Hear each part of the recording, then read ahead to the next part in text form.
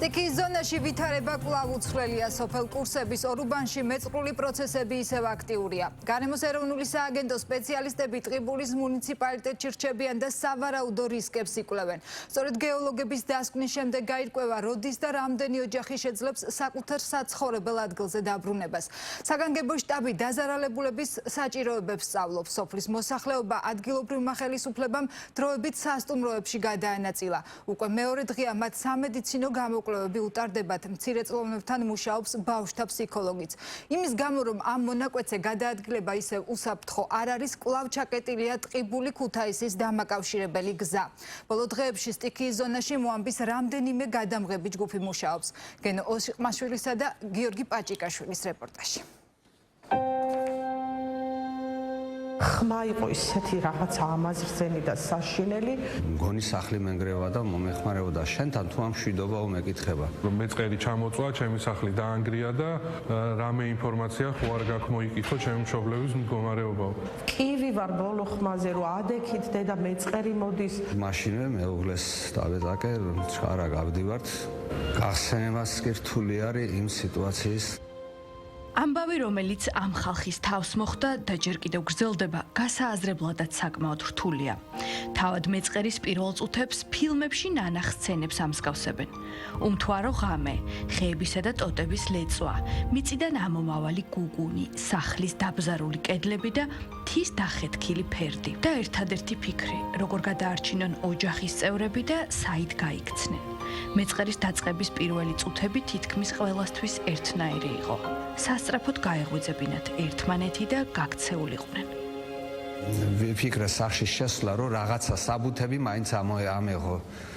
იქ უფლება აღარ მომწეს, ჩქარა გავდივართ, თან უკვე საშინელი მტრევა ხეების ლეწინი ვერ ხედავ საიდან რა არის. გავიქეცით ისევ დაბლადად. სადღაც 9 საათში დაახლოებით უკვე გრევის და გუგუნის ხმა დამინახავს.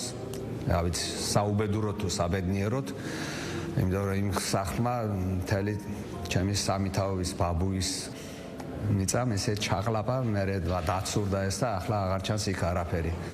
გოჩა ალფაიძე ერთ-ერთია, რომელსაც სახლი მთლიანად გაუნადგურდა. სამსართულიანი სახლი ჯერ მთლიანად ჩამოიქცა და შემდეგ მეწყერის მასამ ზევიდან გადაუარა. ახლა მხოლოდ მისი სახლის სახურავი გამოსჩანს.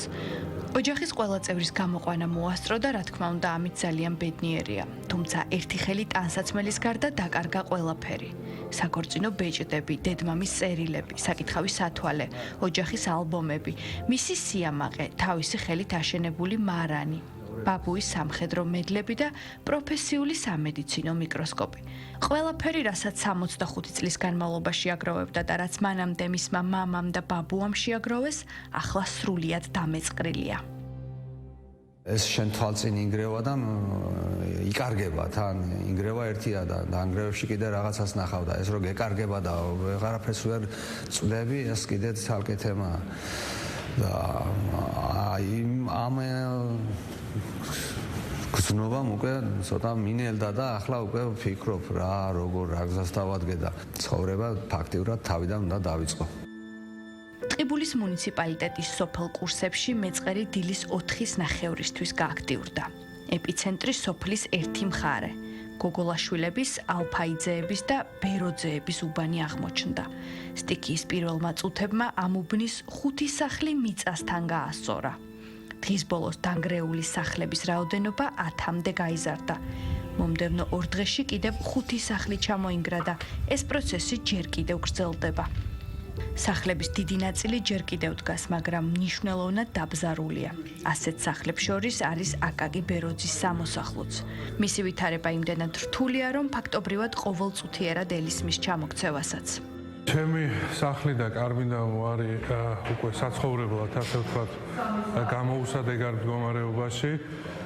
შორიდან ჩანს თითქოს რომ სახლი დგას და ზარები ასე ვთქვათ არ შეხებია, მაგრამ რეალურად იყვნენ ასულები გეოლოგიური სამსახურიდან და სამაშველო სამსახურიდან რაღაც კადრები მაჩვენეს და სახლი არის მთლიანად დაბზარული. ეზოში მათ შორის შესასვლელ ნაწილში არის ძალიან დიდი ეროზიის კვალი, ნიადაგი არის დაძრული და შესაბამისად იმ სახლის იმ ნაკვეთის ვთქვათ რაიმე სახის შემდგომში გამოყენება არის ფაქტობრივად შეუძლებელია. კურსებში მომხდარი მეწყერი კიდევ უფრო ემოციური გახდა, რაც სტიქიამ სოფლის სასაფლაოსაც შეუტია. ახლა ბევრი მათგანისთვის მთავარი საფიქრალი ისიცაა, როგორ გადაასვენონ საკუთარი მიცვალებულები, რადგან მიწა სასაფლაოს ტერიტორიაზეც მოწყდა და დაიძრა. წინა დღეს მქონდა მეუღლის 40, 10 მარტს გადავიხადეთ და 12-ში დილის 5 საათზე მოხდა ეს ამბავი. ეხლა ისეთი დაზიანებულია ის საფლავები, რომ საშიშროებაც ემუქრება, რომ ეს შეიძლება საერთოდ მეუღლის საფლავიც დავკარგო და აღარ მეკნეს, იმიტომ რომ ის არის ძალიან ისეთ ადგილზე, რომ თუ მოწყდა იქ მიწა, პირველად ალბათ ჩემი მეუღლის და ჩემი დედამთილ მამამთილის საფლავს გაიყოლებს. სტიქიის ზონად განსაზღვრულ ადგილზე საერთო ჯამში 80 სახლია განთავსებული. მათგან 59 სახლში მუდმივი მაცხოვრებლები იყვნენ. სტიქიის ღამეს 113 ადამიანი იმყოფებოდა სახლში. მათი ევაკუაცია მაშველებმა და პოლიციამ იმავე ღამეს უზრუნველყვეს. შემდეგ კი ვისაც სჭირდებოდა.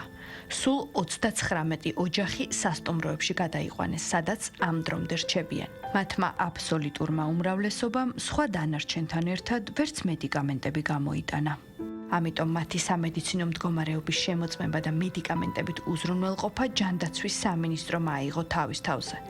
ასევე ბავშვებთან ფსიქოლოგები მუშაობენ. ადგილობრივი მერია კი მათ შემდგომ დაბინავებას უზრუნველყოფს. დღეს გრძელდება კიდევ ჯანდაცვის სამინისტროს მიერ მოვლენილი ჯგუფის დაკვირვება მოსახლეობაზე, უშუალოდ ადგილზე მივიდა სამედიცინო ჯგუფი, როგორც მოგეხსენებათ და იღებენ ინფორმაციას თუ ვის რა საჭიროება გააჩნია. ის ყველა აკრძალვა, რაც ვრცელდება ტერიტორიაზე, შეეხება მოსახლეობის გადაადგილებას თუ აღნიშნულ მონაკვეთზე ავტოსატრანსპორტო საშუალებებით გადაადგილებას, ძალაში რჩება ეს შეზღუდვა ამ ეტაპისთვის. მეწყრული პროცესი ამ დროისთვის ჯერ კიდევ აქტიურია. ადგილზე იმყოფება გეოლოგების რამდენიმე ჯგუფი. ისინი 12 მარტიდან მოყოლებული ყოველდღიურ რეჟიმში სწავლობენ მიმდინარე პროცესს და აკვირდებიან მეწყერის ქცევას. სპეციალისტებმა ეგრეთ წოდებულ წითელ ზონად 60 ჰექტარი ტერიტორია შემოსაზღვრეს. ამ ტერიტორიაზე გარკვეულ ნაწილებში მეწყრული პროცესი დასტაბილურდა, თუმცა სხვა ადგილას გააქტიურდა. ამიტომ გეოლოგებს ჯერ უჭირთ იმის თქმა, თუ როდის დასრულდება პროცესი. ისინი ამ საკითხთან დაკავშირებით დასკვნას ამზადებენ, რომელიც სავარაუდოდ რამდენიმე დღეში იქნება მზად. დღეის მდგომარეობით კვლავ სტაბილურად მიმდინარეობს პროცესები, მაგრამ კონკრეტულ ლოკაციებზე ლოკალური უბნები კვლავ აქტიურდება. დაგვემართა ერთი ჯგუფი, დილიდან ახორციელებს მეწყრის კონტურის სრულ შემოვლას, რათა შევადაროთ გასულ დღეებში მოხდა პროცესებს, რა გადაადგილებთან გვაქვს ადგილი და სიტუაცია. გეოლოგიურ დასკვნაში მითითებული იქნება ყველაფერი, ზუსტად რა მასშტაბებზე გვაქვს საუბარი, რა გადაადგილებაზეა, რა დინამიკაზეა და კონკრეტულად რომელ მოსახლეებს შეეხო ეს ყოველივე. გეოლოგების დასკვნის შემდეგ უნდა დაიწყოს მუშაობა დაზარალებულებისთვის კომპენსაციების თემაზეც. თუმცა ზარალის დათვლა აღწერის საკითხიც დროშია გაწელილი და როგორც ვარაუდობენ, ეს შეიძლება 6 თვიდან 1 წლამდე პერიოდი გაგრძელდეს. მანამდე კი ისინი ქირით იქნებიან უზრუნველყოფილი. თავად კურსების ტერიტორიაზე კი, იქ სადაც ამ ადამიანების თაობები იყვნენ დასახლებულები, დიდი ალბათობით ვერც ერთი მათგანი ვეღარ განაგრძობს ცხოვრებას, რადგან მეწყერის შედეგად ამ ტერიტორიის ნაწილი მიწასთან გასწორდა. მეორე ნაწილი კი საცხოვრებლად გამოუსადეგარი გახდება.